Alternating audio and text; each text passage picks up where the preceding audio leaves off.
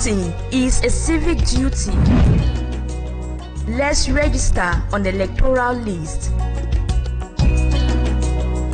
This is a message from Equinoxe Television.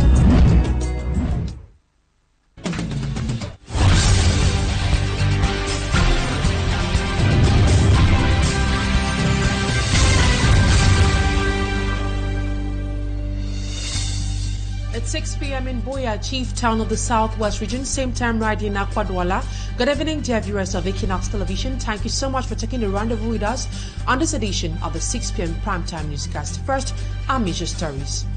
A devastating storm has left part of the town of Banga in the Mungo Division, Lithra region in shambles as inhabitants woke up to widespread destruction and chaos. The storm ravaged homes and buildings, vehicles leaving several residents stranded. And also, we'll tell you how the recent attack on Cameroonian soldiers serving Nigeria's multinational joint task force has sparked widespread condemnation from diplomatic institutions and political actors in Cameroon. The US and French embassies in Yaoundé have condemned this attack while denouncing the attack and reaffirming their commitment to combating terrorism. At least 12 Cameroonian soldiers were killed in the said attack. Those are top stories tonight. The news in full in a jiffy.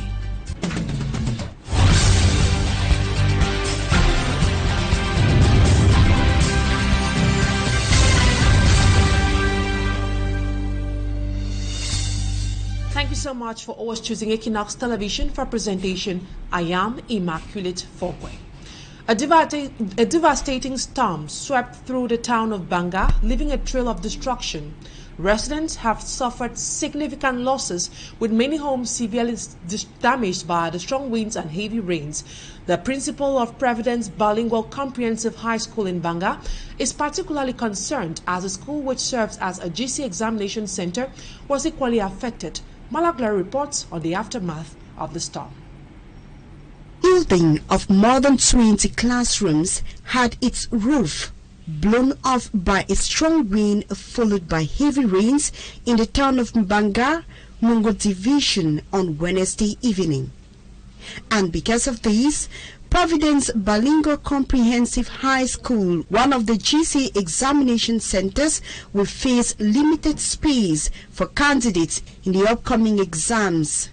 This center used to host more than 700 children for practicals and written GC. If one building has a problem, it will reduce the number of classrooms that we have. Many homes as well sustained structural damage, leaving families frustrated. A resident suffered severe injuries on her head when the roof of the house collapsed during the heavy winds. This rain has caused us damage, too much damage. Somebody just finished his roof last week, but the roof is down all. Where would that mommy get money to build again? Several electric cables have been destroyed, a situation that is coming to add to the frequent power outage in the Tumbuka neighborhood in Banga. We have problem of light. Last time the transformer got wrong over there, but they fixed the transformer. But now, every evening, we have no light. Today, this time for exam, today are not reading because of light. The divisional officer of Banga and officials of the electric distribution company visited the area to evaluate the level of damage and to provide immediate assistance to the victims. Living along the Akwaya Bauru stretch of road say the road that was set to be at 93% execution rate hasn't even been graded. The elite of Akwaya, who say the minister has been given wrong information, are now asking the Minister of Public Works to send an investigation team to the construction site to see for themselves the poor state of the road. This agreement between the rehabilitation of the road came up recently during the follow-up committee meeting of the implementation of the resolution of the National Dialogue that was chaired by Prime Minister Chief Joseph John Gote. Smart Jikan Gabriel now shows us the ugly state of the Akwaya Boru Road in the following report. A hectic tax for commercial motorbike riders who ply the Akwaya Baworo Road. This is a road which has been allegedly tarred, as reported to the Minister of Public Works, Emmanuel Nganun Jumesi. This is Mava Central Market. This is a road leading to Akwaya, and this way is a road leading to Njobo, Berlin, and Bauru. As you can see, there's no tar road here. By the side of the road, bulldozers supposed to do the work are simply parked. Inhabitants here say they have never seen a bulldozer walking on the stretch of road. For several years, we have not seen a bulldozer in our area. It's very difficult to see a car here. What you see now is thanks to community work. It's commercial motorbike riders who help in opening the road. So they struggle, they come down small. The poor nature of the roads is also affecting those who have decided to remain in any of these villages where the road was supposed to pass. I work here and it's very difficult for me. We are stressing to circulate on this road. I'm going down to Benabenge. It's certain I shall finally trek going down the hill. A majority of the people living in villages along the Akwaya Bauru road are farmers, and because of the poor state of the road, they can't take their food crops out to the main market. If there was an accessible road, cars as well as commercial motorbikes would have been coming into the village. Where I'm standing was opened by villagers with their hands. Our crops are all bad because we can't sell them. The villagers, them draw struggle, they use their hand for dig the road. As a result of the poor state of the road, a distance from one village to another, which was supposed to be covered in one day, is now 2 days, with commercial bike riders having tough times. We have a very bad road. I went to Nigeria, and because of the poor road, we slept. It's difficult for one to make a one-day trip on this road. The stretch of road from Akwaya to Bauru caused commotion during the follow-up meeting to evaluate work done after the national dialogue. The people of Akwaya say they will fight to see that the project is completed or the project manager refunds the money given to him. Yeah. And on to other news, the recent attack on Cameroonian soldiers serving in Nigeria within the Multinational Joint Task Force has sparked widespread condemnation from diplomatic institutions and political actors in Cameroon. Both the US and French embassies in Yaoundé have condemned the attack while denouncing the attack and reaffirming their commitment to collaborate with Cameroon in combating terrorism. Meantime, political actors have also voiced their outrage. Professor Maurice Kamto, the national president of the Cameroon Renaissance Movement political party, has pointed out the attack, highlighting deeper issues within the Cameroonian army, including fallen moral and outdated equipment. Femi Armstrong Sanda has the details. Reactions have been pouring in from around the world, condemning the deadly Boko Haram attack on Cameroonian soldiers in Wulgu on March the 24th, 2025. The United States of America in Yaoundé strongly condemns the heinous attack, extending deepest condolences to the families of victims and assuring that the soldiers' legacy will continue to inspire future generations. Similarly, the French embassy in Yaoundé condemns the attack, reaffirming its solidarity with Cameroon and its international partners in the fight against terrorism. France also conveyed condolences to families and loved ones of victims. In Cameroon, opposition leaders have been vocal in their condemnation of the attack.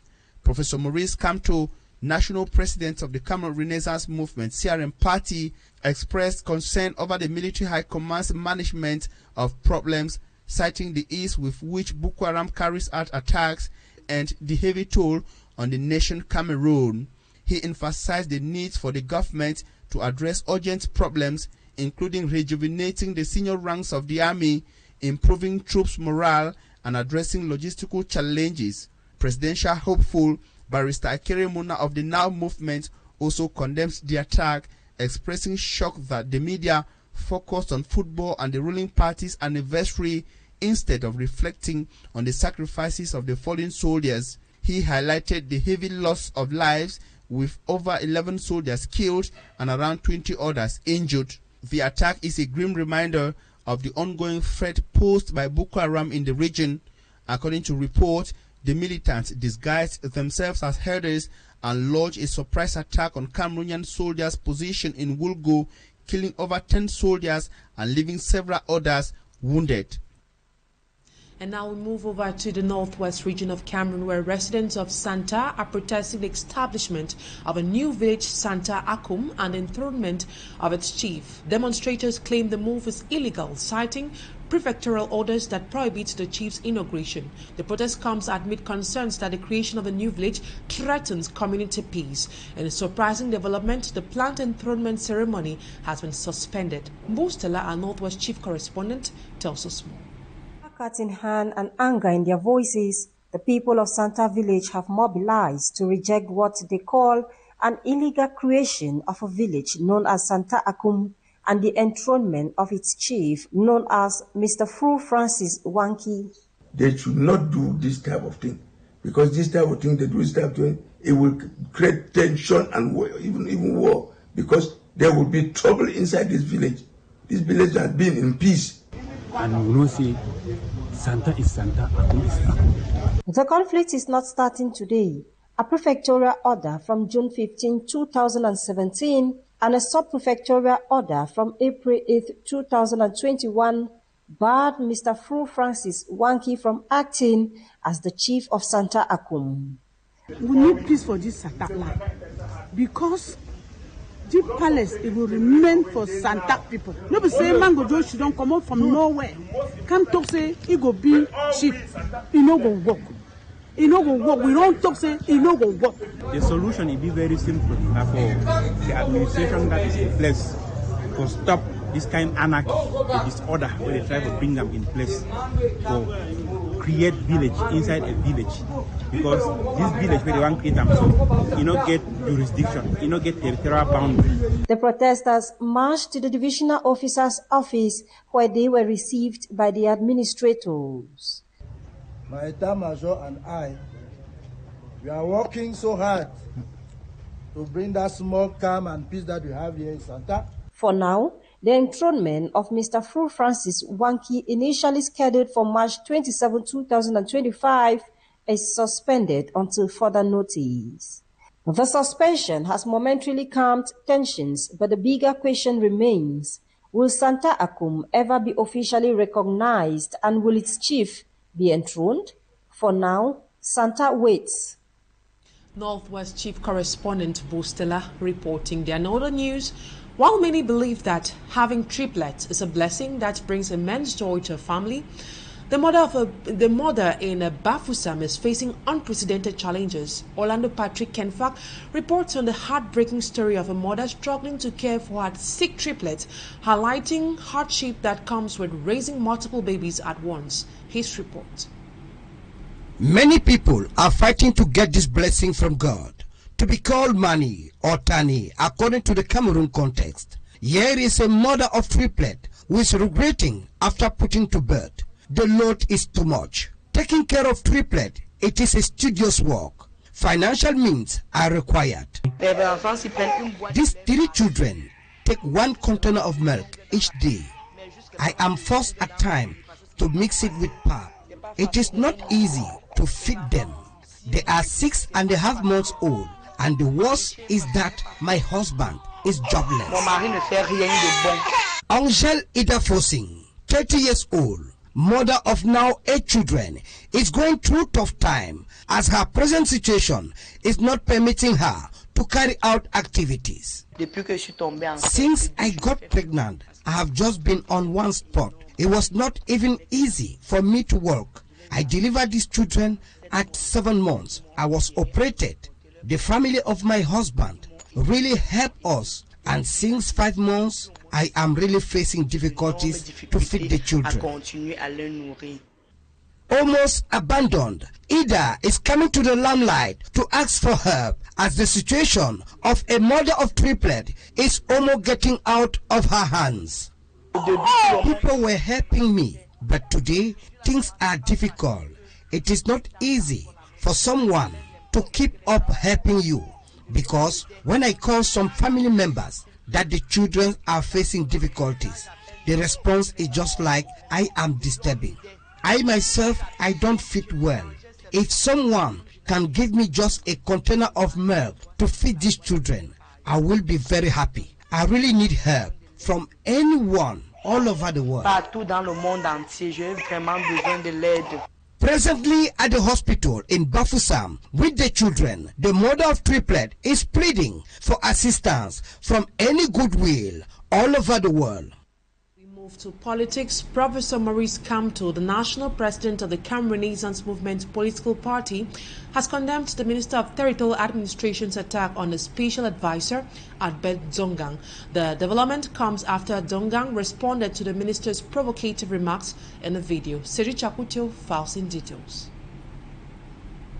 Maurice Kamto, the national president of the Cameroon Renaissance Movement Party, has issued a press release condemning the harassment of Mr. Albert Zongang, special advisor to the national president of the party. According to the release, Mr. Zongang was summoned by the divisional officer of Wiri Division and his security staff for an unacceptable political interrogation. This summons appears to be a direct response to Mr. Zongang's recent video statement in which he addressed the Minister of Territorial Administration's provocative comments. In his statement, Mr. Zongang reiterated the CRM's commitment to peaceful change through the ballot box and reminded the minister that ELECAM and the Constitutional Council are independent bodies. He also emphasized that the minister has no right or power to influence the list of candidates for the upcoming presidential elections. The CRM party has expressed solidarity with Mr. Zongang and warned those in power against dictatorial excesses, including arrests, indictments, and political detentions. The party has also condemned the CPDM's public call for a coup d'etat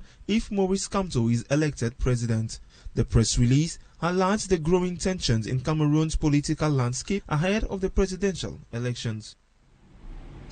The all 5 municipal authorities give themselves a pass mark for ameliorating the standard of living of the population during their council session to evaluate the 2024 project and adoption of budget for the 2025 fiscal year. On the field, the population say the council's development strides is not being felt in their quarters, particularly concerning roads which are in a deplorable state. Innocent Aze reports on the Douala 4 council session in his report. Most roads leading to quarters in Bonaberi, Douala 4 subdivision are still impassable, despite series of reports by Equinoxe television and complaints by the population.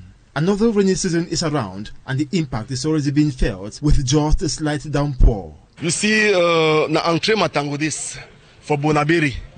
We wanna look around, wanna look, all shops they don't lock them. All of the shops here are locked because of the stagnant water. We only come here because we need to struggle for daily bread in a tough economy. If we even get means, they will come off here go. I must store this and not fit say. You can't sit down for store the whole day, you know if you get save 1,000. If it pass me say now which kind of market it do? Movement into and out of the quarters like Bojongo, Bonandale, Soziko Village, Antrematango and others is cumbersome, forcing people to use other roads to avoid accidents. Les tricycles, les motos, tout le monde tombe là-bas dedans. One day it rains until people were not able to pass. They had to take but the long road through Marché Ganga before they could access, they could go to where they're going. In some of the quarters with similar disturbing situation, the inhabitants keep battling with the degraded and inundated streets to better the situation for activities to run smoothly, yet no positive result. We don't even walk and we hand. We have tried to get rid of the water to no avail. Even cleaning of the drainage channels has not helped. Pay boys them. They don't move and so they need the stick go, the water need the stick go. During the Douala 4 council session on Wednesday, the councillors evaluated, realized the 2024 projects, rated very good by the municipal authority, who promised they will do better this 2025. We increase our revenue. I think that in 2025 we will do more for the population. The best is still to come in.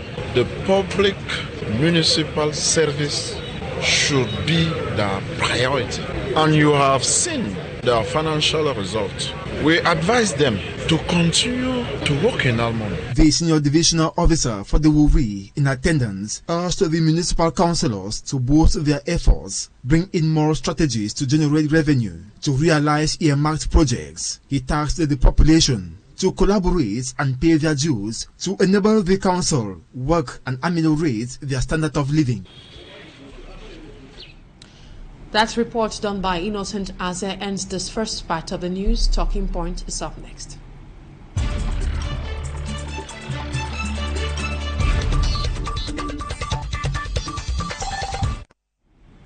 Tonight on Talking Point, we'll be looking at why the CPDM party has not been able to hold its Congress for the past 14 years. And to answer my questions, I have a civil society actor known as NJI Lucas. Good evening. It's a pleasure to have you on Talking Point tonight. The CPDM party recently celebrated its 40 years anniversary. This celebration comes amidst several calls for change in governance. As a civil society actor, is this day worth celebrating? As a human rights defender, I want to say that people have the right to celebrate. There is freedom of association and there is freedom in Cameroon. This is where the said party enjoys such freedom. On the other hand, the calls that are being made, someone may say they are wishful thinking. There is only one veritable place where a call would cause change, and that is on that, in that ballot paper. That is the only way a call could effect change. The calls by Cameroonians is not coming from CPDM militants. We saw the CPDM militants, they rather celebrated their party. It is unfortunate that while they celebrate their 40 years in power, we are celebrating 40 years of bad roads. We are celebrating 40 years of the broken walls of our social fabric. We are celebrating 40 years of garbages everywhere in towns and cities, beginning with the political capital, the economic capital, the regional capitals of all the 10 regions in Cameroon. So their celebration is for their party, and they deserve to celebrate it because they are celebrating 40 years of their existence in Cameroon. What is most important is that we have to go by each of the things mentioned: the roads, the education system, the high level of corruption, the number of times Cameroon within these 40 years have actually been considered as heavily indebted poor country. The number of times Cameroon has gone to the World Bank, the IMF, the Exim Bank of China, and every other bank, the ADB, the Arab Bank, to get money. These are the things we have to ask ourselves questions. That for these 40 years, how much have we borrowed?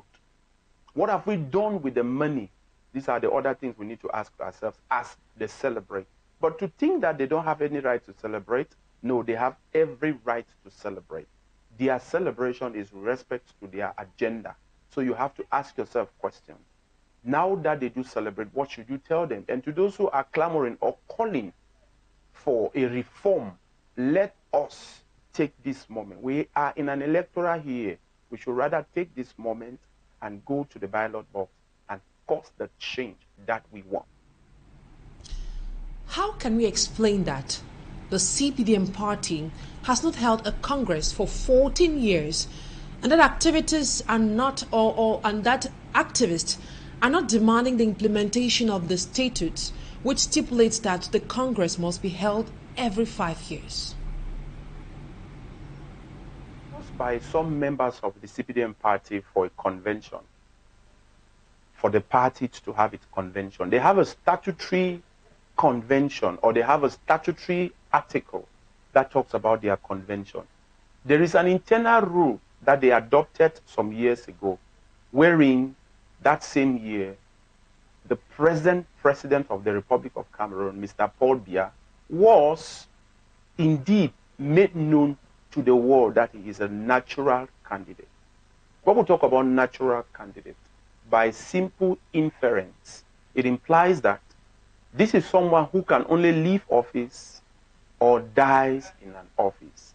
The office I'm referring to here is that position within that party as the chairperson. But given that it is contrary to a particular article that they have, that particular article, I don't think it was amended. What is quite unfortunate is that most members, most militants, most sympathizers of most political parties, including the CPDM party, do not know exactly what the law of their party says. This is because not everyone has a copy of that constitution or the bylaws or the article of association of the said party. So not everyone has it. But I think that rather than thinking that someone is acting ultra-virus to a particular statutory law in that particular party, it suffices that the person should rather eject, these people through other means, or maybe they need to observe based on their article of association to exercise their savvy. Otherwise, it will require that they take the party to court, like we see other parties that have been taken to court. Maybe the party authority. The CPDM is the ruling party in Cameroon. Does the violation of the CPDM's internal regulations and rules have consequences on the management of public affairs in this nation? Immaculate, it's a bit tricky in the sense that it is like my house is not in order, and I have to go out to put you in order. Now, where there seems to be, something that it is not right is, at this moment, if you have observed, almost all the big wigs of the party, the Politburo members, the executive members of the said party, they have come out to call on Mr. Biya, their chairperson, who doubles as the head of state of the Republic of Cameroon, to take another mandate. That is their call. We do not yet know why. The rationale for that, we don't know. We can't tell. We have seen cases where bike riders have equally called. Perhaps they too have membership card of the said party.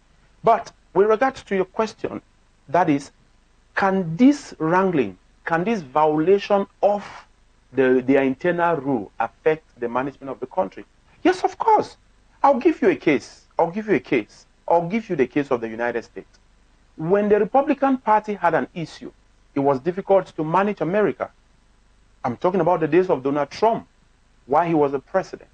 Even when he thought of coming back, there were issues. What am I saying in a nutshell?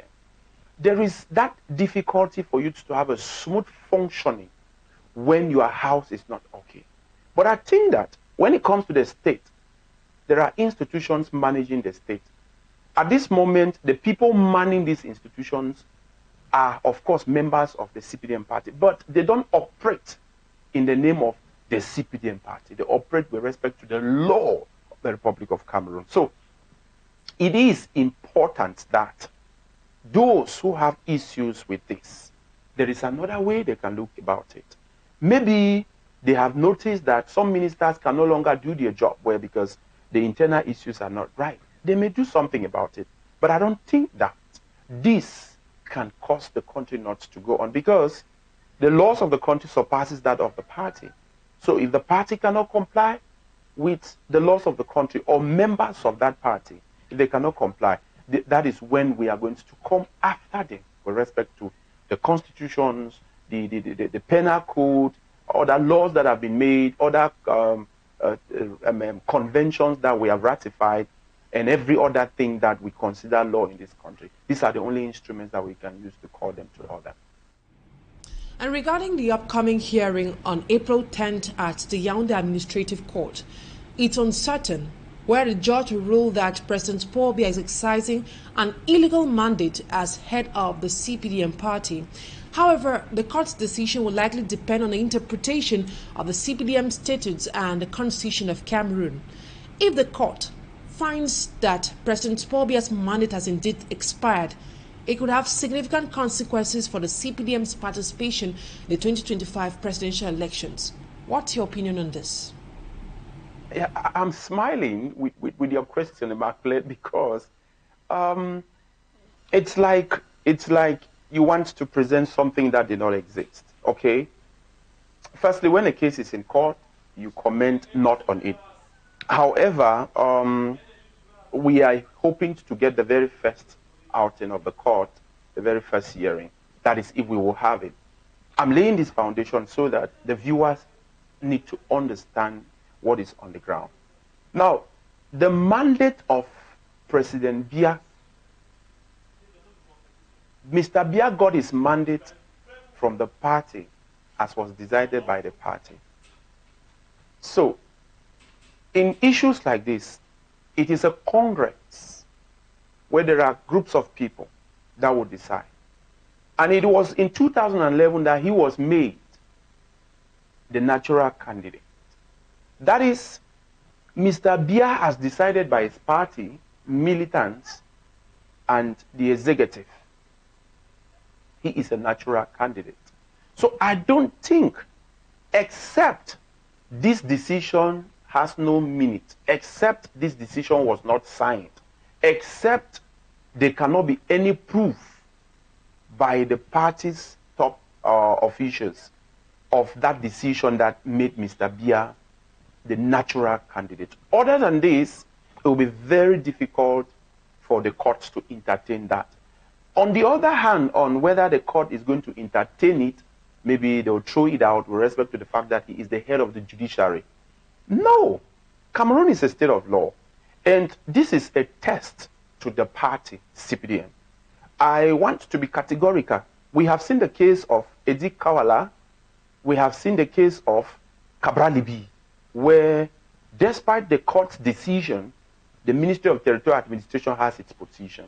So we want to test their democracy. We want to test the rule of law with this. So we are looking forward to seeing what the court, what the law is going to bring out of this particular matter with regards to the case that a member of the CPDM party took the party to court, calling on Mr. Biya to step down, that he has overdue, that he has not called for the Congress as stipulated by a certain article in their internal rules that they have within the CPDM party.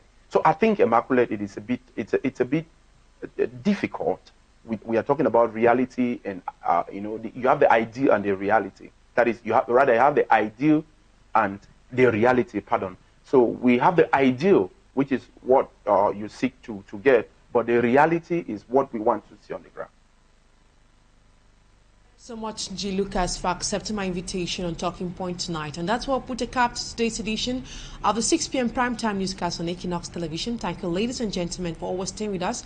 Coming up next is the program Equinoxe. So I'll search along Utu and his guest. From us to you over there, thank you so much for watching and have a wonderful evening. Bye-bye for now.